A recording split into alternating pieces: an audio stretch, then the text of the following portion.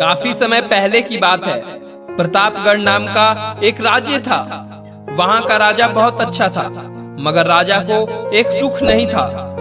वो यह कि उसके कोई भी संतान नहीं थी और वह चाहता था कि अब वह राज्य के अंदर किसी योग्य बच्चे को गोद ले ताकि वह उसका उत्तराधिकारी बन सके और आगे की बागडोर को सुचारू रूप से चला सके। और उसी के देखते हुए राजा ने राज्य में घोषणा करवा दी कि सभी बच्चे राजमहल में एकत्रित हो जाएं। उस राज्य के सभी बच्चे लोग राजमहल में एकत्रित हो गए।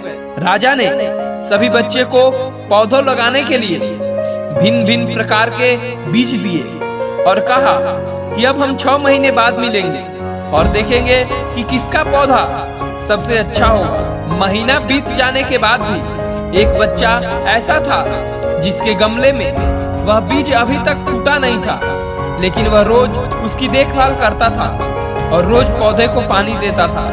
देखते ही देखते 3 महीने बीत गए। बच्चा परेशान होने लगा।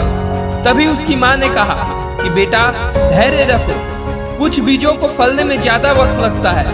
और वह बच्चा पौधों को सींचता रहा। 6 महीने हो गए। राजा के पास जाने का समय आ चुका था, लेकिन वह डरा हुआ था कि सभी बच्चों के गमलों में तो पौधे होंगे और उसका गमला खाली होगा। लेकिन वह बच्चा ईमानदार था। सारे बच्चे राजमहल में आ चुके थे।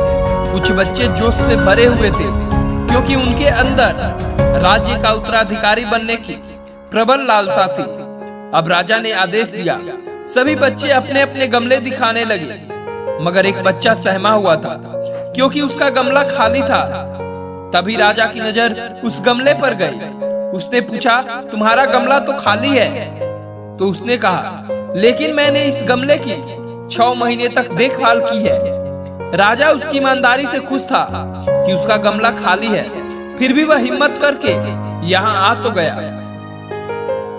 सभी बच्चों के गमले देखने के बाद राजा ने उस बच्चे को सभी के सामने बुलाया।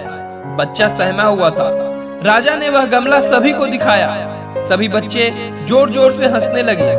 राजा ने कहा, शांत हो जाइए, इतने खुश मत होइए, क्योंकि आप सभी के पास जो पौधे हैं वो सब बंजर हैं। आप चाहे कितनी भी मेहनत कर लें, उनसे कुछ नहीं निकलेगा। असली बीज यही था। राजा उसकी ईमानदारी से बेहद खुश हुआ और उस बच्चे को राज्य का उत्तराधिकारी बना दिया गया। दोस्तों, इस कहानी से हमें यही सीख मिलती है कि अपने अंदर ईमानदारी का होना बहुत जरूरी है। अगर हम खुद के साथ ईमानदार हैं तो जीवन के किसी न किसी पड़ाव में सफल हो ही जाएंगे, क्योंकि हमारी कैपेसिटी हमें ही पता होती है, किसी औरों को नहीं।